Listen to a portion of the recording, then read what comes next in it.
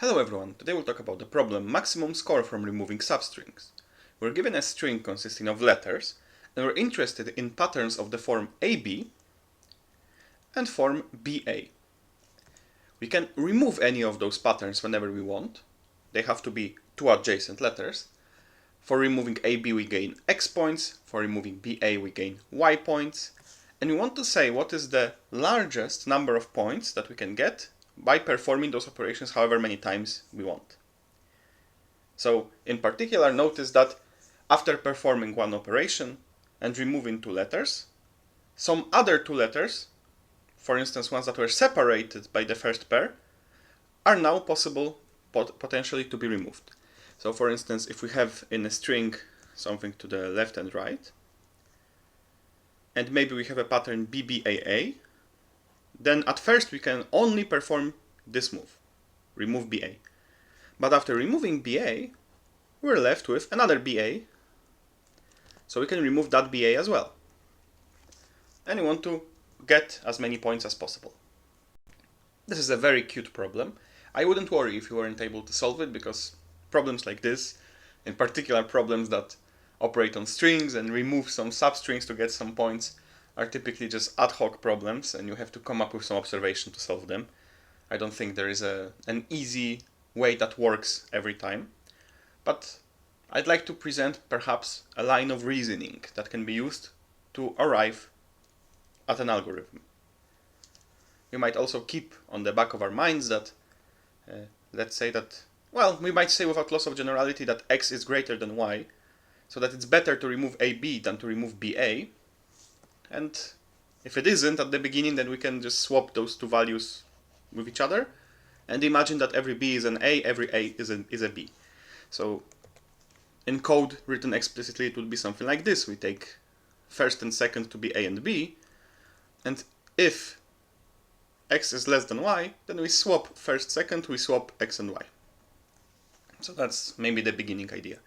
And it seems clear that we want to remove more x's, more patterns AB, if possible, but we don't want to we don't want to do it in such a way that we cannot remove the pattern BA later, for instance, or maybe some more patterns AB. So we have to be a little bit careful.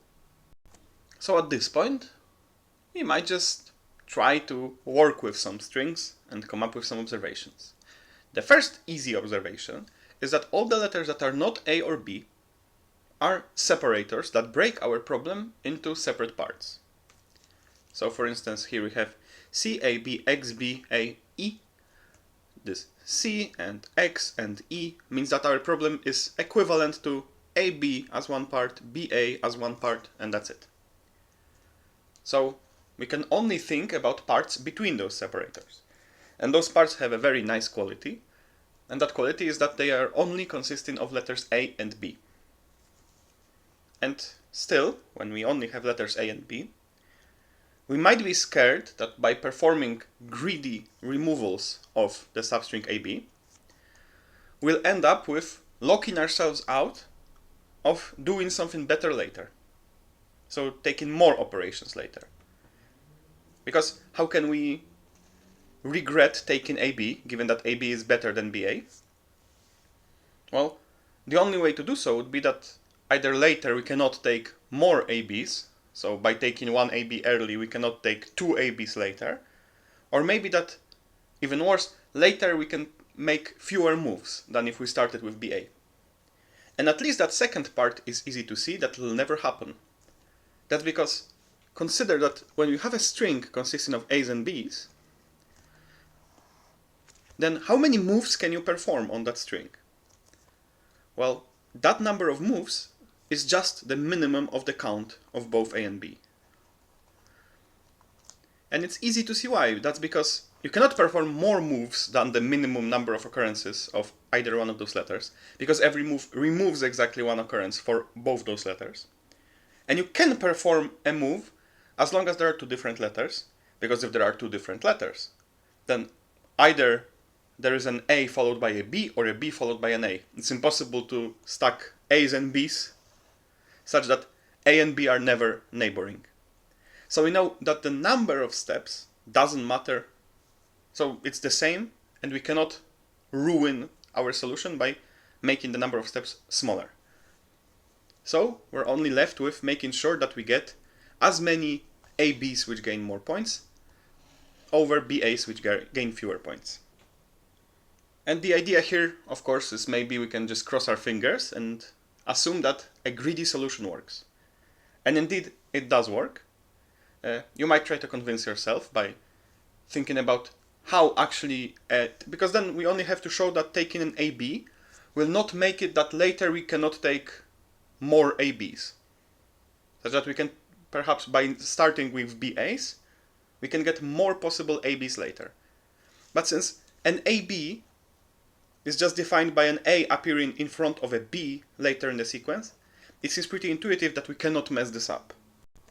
To actually prove it, in this case it's a nice thing, because it essentially leads us to the algorithm. We can write an algorithm that will show us how to perform those decisions, and that algorithm will constructively say, well, we will be sure that it's correct, and it will show us, of course, what pairs to take.